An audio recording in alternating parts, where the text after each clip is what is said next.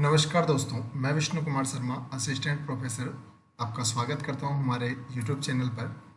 आज हम बात करेंगे छंद के संपूर्ण सारांश की। छंद जो कि एक महत्वपूर्ण टॉपिक है। REET, CTET, MP TET, STET, UP TET, इस तरह की सभी राज्यों द्वारा आयोजित टेट परीक्षा में और रीट परीक्षा में इसका एक प्रश्न निश्चित ही पूछा जाता है। इसके अलावा जितनी भी आरपीएससी माध्यम से सेकंड ग्रेड, फर्स्ट ग्रेड या अन्य राज्यों के द्वारा प्रतियोगी परीक्षाओं का आयोजन किया जाता है संस्कृत माध्यम से, उनमें कम से कम 8 से 10 प्रश्न एक प्रश्न पत्र में पूछे जाते हैं। इस हिसाब से कम 16 से 20 नंबर का यह टॉपिक बनता है। इसलिए ये बहुत ही महत्वपूर्ण टॉपिक है। और जैसा कि आप स्क्रीन पर देख पा रहे हैं कि छंद का संपूर्ण सा जो है मात्र 2 पेज में आपको पढ़ाया जाएगा और उसके बाद आपका किसी भी परीक्षा में छंद का कोई भी प्रश्न गलत नहीं हो सकता। अगर आप इस वीडियो को एंड तक ध्यान से देखते हैं तो बिना किसी अनावश्यक परिश्रम या बहुत ज़्यादा मेहनत के आप बहुत ही कम समय में छंद का संपूर्ण ज्ञान प्राप्त कर लेते हैं, जिससे कि आप किसी भी प्रतियोगी परीक्षा में सभी प्रश्नों को हल कर सकते हैं। अगर आप हमारे चैनल पर नए हैं, पहली बार आए हैं, तो सब्सक्राइब करके बेल आइकन के ऑल नोटिफिकेशन बटन को अवश्य दबाएं ताकि आपको आगे आने वाले वीडियोस की जानकारी मिलती रहे। और अब हम बात करते हैं हमारे टॉपिक की। आपके सामने एक सारणी उपलब्ध है, स्क्रीन पर आप देख पा रहे होंगे। यदि आपको स्क्रीन पर यह अक्षर थोड़े छोटे नज़र आते हैं तो आप इसको लैपटॉप या स्क्रीन पर देख सकते हैं, यूट्यूब से चलाकर आपको अक्षर बड़े नज़र आ जाएंगे। यदि आपके पास लैपटॉप नहीं है तो भी इस सारणी का जो पीडीएफ है उसका लिंक आपको डिस्क्रिप्शन में दे दिया जाएगा, जिससे आप वहां से इसको डाउनलोड करके भी पढ़ सकते हैं, आपको आसानी से समझ में आ जाएगा। अब हम बात करते हैं। इस सारणी में आपके सामने छंद के नाम दिए हुए हैं एक तरफ, फिर उनके एक कॉलम में लक्षण दिए हुए हैं सभी के, फिर प्रत्येक छंद में वर्ण व्यवस्था क्या होती है प्रत्येक चरण में वह दी हुई है, फिर गण व्यवस्था कैसे होती है, यति कहाँ की जाती है, और प्रत्येक छंद का एक उदाहरण दिया हुआ है। सबसे पहले हम उन छंदों की बात करते हैं जिनमें आपको किसी भी प्रकार की मेहनत नहीं करनी है, केवल और केवल जहां आपको सिर्फ प्रत्येक चरण में वर्ण संख्या गिनते ही पता चल जाएगा कि इसमें छंद कौन सा है। जैसे सबसे पहला हमारे पास है अनुष्टुप छंद। अनुष्टुप छंद में यह आपको सभी को पता है कि प्रत्येक चरण में सामान्यतः 4 चरण होते हैं। तो अनुष्टुप छंद के प्रत्येक चरण में यदि आपको 4 चरणों में प्रत्येक चरण में 8-8 वर्ण नजर आ रहे हैं, इसका मतलब अवश्य ही वहां अनुष्टुप छंद है। जैसा कि आप उदाहरण में भी देख सकते हैं, 1 2 3 4 5 6 7 8, इस तरह से यह एक चरण है और इस एक चरण में 8 वर्ण हैं। इसी प्रकार प्रत्येक 4 चरणों में अगर आप गिनते हैं तो आपको 8-8 वर्ण ही प्राप्त होते हैं। तो अनुष्टुप छंद को पहचानने का सीधा सा तरीका हमारे पास क्या है, प्रत्येक चरण में 8 वर्ण यदि हैं तो उसमें अनुष्टुप छंद है। इसके बाद में आपको कोई गण व्यवस्था लगाने की जरूरत नहीं, कहीं कोई वर्ण गिनने की आवश्यकता नहीं है, आप सीधा सीधा पता लगा सकते हैं। और यदि एक ही पंक्ति में 2 चरण है जैसा कि इसमें देख रहे हैं, तो साधारण सी बात है, सामान्य सी बात है कि आप उसमें 16 वर्ण पाएंगे, मतलब एक चरण में 8 तो 2 चरण में 16 वर्ण एक पंक्ति में होंगे। अब हम बात करते हैं दूसरे नंबर पे हमारे पास आता है आर्या छंद। आर्या छंद में यदि प्रत्येक चरण में 4 चरणों में क्रमशः 12, 18, 12, 15 मात्राएं प्राप्त होती हैं तो वहां आर्या छंद माना जाएगा।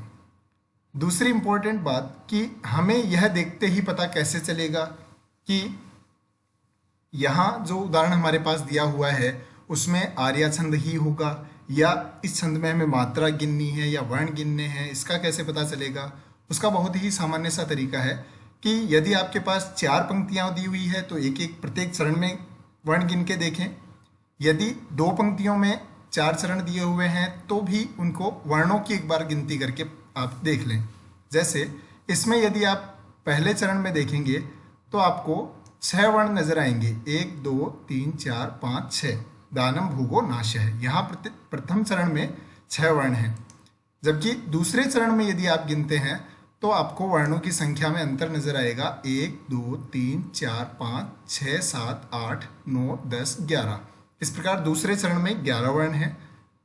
तो पहले चरण में 6, दूसरे चरण में 11। और तीसरे चरण में यदि आप गिनते हैं तो यहाँ पर 1 2 3 4 5 6 7 8 वर्ण हैं। तो अभी तक हम देख रहे हैं तीनों में अलग अलग चल रहे हैं, पहले में 6, दूसरे में 11 और तीसरे में 8। अब चौथे चरण में हम देखते हैं तो 1 2 3 4 5 6 7 8 9 10। इस प्रकार कहने का तात्पर्य यह है कि चारों ही चरणों में अलग अलग वर्ण संख्या है। इसका मतलब यह कोई समवर्णिक छंद तो नहीं है, विषम वर्णिक भी नहीं, अर्धसमवृत्त भी नहीं हो सकता। तो इस प्रकार यहाँ फिर आप अंदाजा लगा सकते हैं कि यहाँ मात्राओं की गणना करनी होगी। इस प्रकार से जब इसमें आप मात्राओं का निर्धारण करेंगे, जो कि हम पहले पिछले वीडियोस में पढ़ चुके हैं, आपको मात्राओं का निर्धारण कैसा करना है, गण कैसे लगाने हैं, ये आपने इससे पूर्व में यदि छंद का भाग 1 2 3 4 वीडियो पहले बनाए जा चुके हैं, उनको अगर नहीं देखा तो आप पीछे जाकर देख सकते हैं, आपको प्लेलिस्ट में मिल जाएंगे और फिर उसमें आप आसानी से पता लगा लेंगे। तो इस प्रकार आर्या छंद का सीधा सा संबंध है इसके प्रत्येक चरण में मात्राओं से। 12 18 12 15 मात्राओं से आपको ज्ञान होता है कि इसमें आर्या छंद है। उसके बाद हम चलते हैं हमारे अगले छंद की ओर, जिसमें हमें सीधा सा देखते ही पता चलना है, वह है वसंत तिलका। वसंत तिलका छंद जो है उसमें 14 वर्ण प्रत्येक चरण में होंगे। अगर चारों चरणों में 14 वर्ण हैं तो इसका मतलब निश्चित ही उसमें उस उदाहरण में वसंत तिलका छंद होगा। उसके बाद मालिनी छंद की यदि हम बात करें तो सीधा सा है, प्रत्येक चरण में यदि 15 वर्ण हैं तो वहाँ मालिनी छंद होगा, अर्थात चारों चरणों में मिलाकर 60 वर्ण होंगे। इसी प्रकार यदि हम बात करें शार्दूल विक्रीडितम छंद की तो प्रत्येक चरण में 19 वर्ण होंगे। और यदि सृगधरा छंद की बात करें तो उसके प्रत्येक चरण में 21 वर्ण होंगे। वर्णों की गणना कैसे करनी है यह आपको पहले वीडियोस में बताया जा चुका है, फिर भी आप सीधा सा तरीका है, वर्णों को गिनते समय आधे वर्ण को नहीं गिनना है, जो पूरा वर्ण है उसी को एक वर्ण के रूप में गिनना है। इस तरह से आप प्रत्येक चरण में यदि वर्ण गिनते हैं तो हमारे सामने सृगधरा, शार्दूल विक्रीडितम, मालिनी, वसंत तिलका 4 और इसके अलावा आर्या और अनुष्टुप, ये 6 छंद तो ऐसे हैं जिनको आप बिना किसी अन्य प्रकार की पहचान के भी सीधा सीधा वर्ण गिनकर या मात्रा लगाकर पता लगा सकते हैं, जिसमें किसी भी प्रकार की त्रुटि होने की कोई संभावना नहीं रहती। उसके बाद में शिखरिणी और मंदाक्रांता को अगर ध्यान से देखें तो शिखरिणी छंद में प्रत्येक चरण में 17 वर्ण हैं और मंदाक्रांता छंद में अगर देखें तो इसमें भी प्रत्येक चरण में 17 ही वर्ण हैं। तो यहाँ दोनों 2 ही छंद हैं हमारे पास जिनके दोनों में प्रत्येक चरण में 17 वर्ण हैं। इनको ध्यान से देखें तो इनके प्रत्येक चरण के प्रथम गण में यगण है। शिखरिणी छंद के प्रत्येक चरण में प्रथम वर्ण जो 3 वर्ण होंगे उनमें यगण का निर्धारण होगा। यगण का तात्पर्य है पहला वर्ण लघु होगा और फिर 2 गुरु वर्ण होंगे, जबकि मंदाक्रांता में पहला वर्ण जो होगा वो मगण होगा, अर्थात मगण का तात्पर्य है तीनों ही वर्ण वो गुरु होंगे। तो तीनों ही वर्ण यदि गुरु हैं प्रारंभिक स्थिति में और 17 वर्ण है प्रत्येक चरण में तो निश्चित ही वहाँ मंदाक्रांता छंद होगा। और यदि पहला वर्ण लघु है, 2 वर्ण गुरु है, अर्थात यगण बन रहा है और प्रत्येक चरण में 17 वर्ण है तो निश्चित ही वहाँ शिखरिणी छंद होगा। इसको याद रखने का आप बहुत ही सिंपल सा तरीका ये भी अपना सकते हैं, अगर कन्फ्यूजन रहता है या बाद में कभी भूल जाते हैं तो मैं से मंदाक्रांता छंद का पहला गण मैं से मगण होगा। सीधा सा तरीका है, मैं से मंदाक्रांता छंद का प्रत्येक चरण का पहला गण मैं से मगण होगा, जबकि सी से प्रथम चरण का पहला वर्ण या पहला गण यगण होगा। सी में ई की मात्रा आती है, ई को यह होता है वैसे भी यण संधि के अनुसार, तो याद रह जाएगा। तो इस प्रकार से यह जो 6 छंद थे, लगभग ये जो 6 छंद हैं, जिनको आप देखते ही ये पता लगा सकते हैं कि इनमें छंद कौन सा है, प्रत्येक चरण में वर्ण गिनकर। अब बात करते हैं हम 11 वर्णों वाले छंद की। इंद्रवज्रा, उपेंद्रवज्रा, उपजाति और शालिनी और रथोद्धता, ये जो छंद हैं इनके प्रत्येक चरण में 11-11 वर्ण होते हैं। अब सभी में प्रत्येक चरण में 11 वर्ण होते हैं, और अगर इनमें से एक से अधिक विकल्प में उपलब्ध है कि इनमें से कौन सा छंद है, तो यह निश्चित कर पाना केवल वर्ण संख्या के आधार पर संभव नहीं है। इसलिए इनके लिए अगला स्टेप देखते हैं, इनके गणों की गणना करके। जैसे यदि इंद्रवज्रा छंद है तो उसमें 2 तगण 1 जगण होगा और 2 गुरु वर्ण होंगे। उपेंद्रवज्रा यदि है तो उसमें 1 जगण 1 तगण फिर जगण और 2 गुरु वर्ण होंगे। अब यहाँ अगर ध्यान से आप देखते हैं तो आपको ये समझ में आ जाएगा कि इंद्रवज्रा का और उपेंद्रवज्रा की गण व्यवस्था में सिर्फ इतना सा अंतर है कि इंद्रवज्रा का प्रथम चरण जो है उसमें प्रथम गण तगण है, जबकि उपेंद्रवज्रा में ये जगण है। अब इसको भी ध्यान से समझें तो उपेंद्रवज्रा में जगण मतलब लघु गुरु लघु और तगण मतलब गुरु गुरु लघु। तो कहने का तात्पर्य इसमें पहला वर्ण इंद्रवज्रा में गुरु होगा और उपेंद्रवज्रा में लघु होगा। अगर संपूर्ण चरण में अगर दोनों की मात्राएं लगाई जाए इंद्रवज्रा और उपेंद्रवज्रा में, तो अगर पहला वर्ण गुरु आ रहा है तो वहाँ इंद्रवज्रा होगा, और पहला वर्ण यदि लघु आ रहा है तो वहाँ उपेंद्रवज्रा होगा। अब बात करें उपजाति की, तो जैसा कि आप स्क्रीन पर देख पा रहे हैं, उपजाति छंद का तात्पर्य है इंद्रवज्रा और उपेंद्रवज्रा का संयोजन, अर्थात इन दोनों का मिश्रण ही उपजाति कहलाता है। अर्थात चारों चरणों में किसी भी प्रकार से अगर इनका मिश्रण है तो वहां निश्चित ही उपजाति छंद होगा। शालिनी छंद को पहचानने का बहुत ही आसान तरीका है कि इसका प्रत्येक चरण 11 वर्ण का होगा, और प्रथम चरण यदि मगण है तो वहां शालिनी छंद होगा। पहला चरण 11 वर्ण का है और प्रत्येक चरण में 11 वर्ण है, और पहला गण मगण है तो वहां शालिनी छंद है। अगला हम बात करें रथोद्धता की, तो रै से रथोद्धता का पहला रै से रगण है, अर्थात रै से रथोद्धता का पहला गण रै से रगण ही होगा। तो इस प्रकार से बहुत ही आसान सी पहचान है। फिर एक बार देखें, इंद्रवज्रा का पहला तगण, उपेंद्रवज्रा में जगण, उपजाति में दोनों का मिश्रण, शालिनी में मैं मगण, और रै से रथोद्धता में रै से रगण। तो बहुत ही आसान सी बात है। इंद्रवज्रा और उपेंद्रवज्रा में कई बार ऐसा हो जाता है कि याद करने के बाद हम कंफ्यूज हो जाते हैं कि इंद्रवज्रा में पहला गुरु था या उपेंद्रवज्रा में लघु था। ये कंफ्यूजन अगर हो जाता है तो उसका एक तरीका और बताता हूँ आपको। देखो, जिसके पहले उप लगा होता है वह हमेशा छोटा होता है, लघु होता है। जैसे राष्ट्रपति, उपराष्ट्रपति, सचिव, उप सचिव, है ना। इस प्रकार से प्रधानमंत्री, उप प्रधानमंत्री, मुख्यमंत्री, उप मुख्यमंत्री, अध्यक्ष, उपाध्यक्ष, इस प्रकार से इंद्रवज्रा, उपेंद्रवज्रा। तो जैसे इंद्रवज्रा में के बाद उपेंद्रवज्रा आता है तो इंद्र और उपेंद्र में उप का अंतर है और उप वाला हमेशा लघु होता है। तो इस प्रकार से उपेंद्रवज्रा का पहला वर्ण लघु होगा, इंद्रवज्रा का पहला वर्ण प्रत्येक चरण में गुरु होगा। सीधा सा अंतर है। अब हम बात करते हैं 12 वर्ण के छंदों की, जिनमें है वंशस्थ, इसके प्रत्येक चरण में 12 वर्ण होते हैं। उसके बाद में द्रुत विलंबित और भुजंग प्रियातम, इनके भी प्रत्येक चरणों में 12-12 वर्ण होते हैं। तो इन तीनों की पहचान का तरीका क्या है?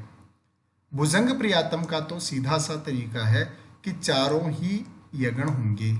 प्रत्येक चरण में 12 वर्ण तो होंगे ही होंगे, प्रत्येक चरण में 12 वर्ण होने के साथ साथ चारों ही गण यगण होंगे। द्रुत विलंबित का याद रखने का है न भय भय र, अर्थात नगण भगण भगण रगण होगा।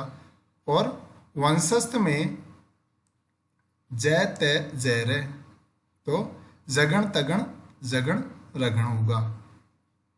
तो इस प्रकार से इनके प्रत्येक चरण की गण व्यवस्था को याद रख के वंशस्थ जतजर, द्रुत विलंबित नभभर और भुजंग प्रियातम चारों यकार, इस प्रकार से इनको पहचाना जा सकता है बहुत ही आसानी से। तो इस प्रकार से हमारे छंद पूरे होते हैं।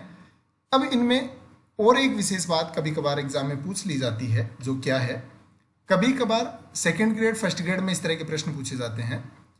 आपका यहाँ तक जो मैंने व्यवस्था बताई है उससे रीड सीटेट इस लेवल की जितनी भी एग्जाम्स हैं थर्ड ग्रेड लेवल की, उनमें केवल और केवल उदाहरण देखकर आपको छंद बताना होता है। अब तक का जो वीडियो आपने देखा है उससे आपका ये काम चल जाएगा। आगे वाली जो बात है वह सेकंड ग्रेड और फर्स्ट ग्रेड के एग्जाम्स में या अन्य प्रतियोगी परीक्षाओं में काम आती है, जो विशेष रूप से ध्यान से देखे हैं कि यदि आप कभी कभार पूछा जाता है यति के बारे में कि वेद और लोक के द्वारा यति कहाँ निर्धारित होती है, तो वो शालिनी छंद में होती है। सीधा सा है, वेद 4 होते हैं, लोक 7 होते हैं, तो 4 और 7 11 वर्णों पर प्रत्येक चरण होता है इनका। तो शालिनी जो छंद है उसमें वेद और लोक वर्णों पर यति होती है। फिर उसके बाद पूछा जाता है यति के बारे में अगला प्रश्न मालिनी छंद से संबंधित, कि मालिनी छंद जो है उसमें यति कहाँ होती है, तो 8 और 7 पर होती है। एक तरीका तो ये है प्रश्न पूछने का। दूसरा तरीका इसका ये होता है कि भोगी और लोक कितने होते हैं, तो 8 भोगी होते हैं, भोगी अर्थात सर्प, और लोक 7 होते हैं। तो इस तरह से 8 और 7 15 वर्ण कुल प्रत्येक चरण में होते हैं और 8 और 7 पर यति होती है। या फिर कई बार दे देता है, प्रश्नकर्ता पूछ लेता है एग्जाम में कि भोगी लोकई ये किस छंद के लक्षण से युक्त हैं, तो भोगी लोकई ही आप देख पा रहे हैं मालिनी छंद से युक्त हैं। फिर उसके बाद में प्रश्न पूछा जाता है यति संबंधी रस और रुद्र, अर्थात 6 और 11, रस 6 होते हैं भोजन के और 11 रुद्र होते हैं। तो इस प्रकार से शिखरणी छंद में रस और रुद्र वर्णों पर यति होती है, जो कि 6 और 11 होती है। इस प्रकार प्रत्येक चरण में 17 वर्ण होते हैं। अगला प्रश्न यति संबंधी जो पूछा जाता है मंदाक्रांता छंद के विषय में, कि अंबुदी रस और नग, अंबुदी अर्थात समुद्र सागर 4 होते हैं, रस भोज्य रस 6 होते हैं, और नग जो होते हैं वो 7 होते हैं, नग अर्थात पर्वत। तो 4, 6 और 7 अर्थात 17 वर्णों पर प्रत्येक चरण में मंदाक्रांता छंद में यति होती है। तो इस प्रकार मंदाक्रांता छंद का ये पूछ लिया जाता है। या फिर पूछ लिया जाता है कि अंबुदी रस नग इनका संबंध किस छंद से है, तो वो मंदाक्रांता छंद से है। फिर यति संबंधी प्रश्न बनता है सूर्य अश्व शार्दूल विक्रीडितम छंद में, कि सूर्याश्वई का संबंध किससे है, शार्दूल विक्रीडितम से है। सूर्य 12 होते हैं, अश्व 7 होते हैं। तो इस तरह से 12 और 7 अर्थात 19 वर्ण होते हैं प्रत्येक चरण में, और 12 और 7 वर्ण अर्थात सूर्य और अश्व वर्णों पर इसमें यति देखी जाती है। सृगधरा छंद के बारे में पूछा जाता है कि त्रिमुनि यति युता यह किस छंद का लक्षण है, तो त्रिमुनि अर्थात 3 बार मुनि वर्णों पर, मुनि 7 होते हैं और 7 7 7, इस प्रकार 7वें 14वें और 21वें वर्ण पर। कहने का तात्पर्य ये है कि प्रत्येक 7 7 वर्ण पर यति सृगधरा छंद में देखी जाती है। इस प्रकार यति संबंधी जो प्रश्न बनता है वो इस प्रकार से बनता है। इसके अलावा जो प्रश्न बनते हैं वो सीधा सीधा छंद का लक्षण पूछ लिया जाता है, जो कि आपको मैंने यति संबंधी प्रश्न कैसे बनता है वो बताया है, उसी से रिलेटेड छंद का लक्षण पूछा जाता है। या फिर आपको किसी भी उदाहरण को देकर फिर पूछ लिया जाता है कि इसमें छंद कौन सा है। दोस्तों आपको यहाँ ध्यान रखने वाली बात यह है कि किसी भी परीक्षा की भले ही आप तैयारी कर रहे हो, जहाँ तक ऑब्जेक्टिव परीक्षा की बात मैं कर रहा हूँ, किसी भी परीक्षा की यदि आप तैयारी कर रहे हैं ऑब्जेक्टिव परीक्षा की, तो आप किसी भी छंद का उदाहरण याद करने की आवश्यकता नहीं है। छंद के टॉपिक में सिर्फ और सिर्फ आपको, जैसे आप लगभग 15 से 20 छंद पढ़ते हैं मुख्य मुख्य, लगभग सिलेबस में इतने ही होते हैं 15 से 20 छंद, तो लगभग 1 या 2 लाइन का छंद का लक्षण होता है, और उस 1 या 2 लाइन के छंद के लक्षण से आप पूरा छंद या उससे रिलेटेड जो भी विशेषताएं हैं वो याद रख सकते हैं। अब आपको एक नया तरीका बताता हूँ जिससे आप मात्र 15 लाइन 16 लाइन पढ़ के आप संपूर्ण छंदों को समाधान कर सकते हैं जो परीक्षा संबंधी है। जैसे मान लीजिए उदाहरण के तौर पर हम 1-2 छंदों की बात करेंगे। जैसे हमने बात की कि मालिनी छंद की, आपको सिर्फ इतना सा याद करना है, कुछ भी याद नहीं करना, आपको सिर्फ इतना सा याद करना है मालिनी छंद का लक्षण क्या है बस। तो न न मैं य युतेयम मालिनी भोगी लोकैहि। तो इसमें आपने ये देखा, इसके प्रारंभिक जो वर्ण है 5 न न मैं ये तो इसकी गण व्यवस्था को प्रदर्शित कर रहे हैं। तो आपको यहीं से याद हो गया, इसमें नगण नगण मगण और 2 यगण होंगे, ठीक है। फिर भोगी लोकैहि अंत में दिया हुआ है, तो भोगी 8 होते हैं, लोक 7 होते हैं, इस तरह से 8 और 7 वर्णों पर इसमें यति होगी। 2 चीजें आपको यहीं से याद हो गई, गण व्यवस्था याद हो गई और उसकी यति कैसे होगी वो याद हो गई। तीसरी बात जो आपको याद रखनी होती है, प्रत्येक चरण में वर्ण कितने हैं, तो इस छंद के लक्षण में आप वर्ण गिन लीजिए। तो इसमें आपको लक्षण के जब आप गिनोगे तो इसमें 15 वर्ण मिलेंगे। तो इस प्रकार से प्रत्येक चरण में वर्ण कितने होते हैं, तो देखो अगले 3 जो कॉलम हैं वो तीनों के तीनों आपको इस एक लाइन से ही क्लियर हो गए कि 15 वर्ण प्रत्येक चरण में होते हैं, ये इसकी गण व्यवस्था है और ये इसमें भोगी और लोक अर्थात 8 और 7 पर यति होती है। तो संपूर्ण बातें आपको सिर्फ इतनी सी एक लाइन भी पूरी से नहीं है, उससे ही आपको याद हो गई। तो इस प्रकार से आप लगभग इन सभी छंदों की 1-1, 2-2 लाइन का जो छंद है 15 से 20 लाइन में कंप्लीट छंद टॉपिक को समझ सकते हैं। उसके अलावा आपको कहीं भी अनावश्यक परेशान होने की छंद से संबंधित कोई ज़रूरत नहीं है। इसी प्रकार एक और उदाहरण देखते हैं, जैसे शिखरणी छंद का लक्षण है रसई रुद्रई छिन्ना यमन सभलागह शिखरिणी।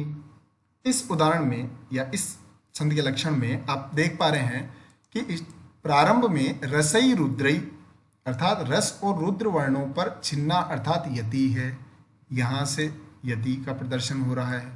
फिर यमन सभलाग है, ये इसकी गण व्यवस्था है। तो यगण मगण नगण सगण भगण लय से लघु और गय से गुरु। तो इस प्रकार से ये इसकी वर्ण व्यवस्था है।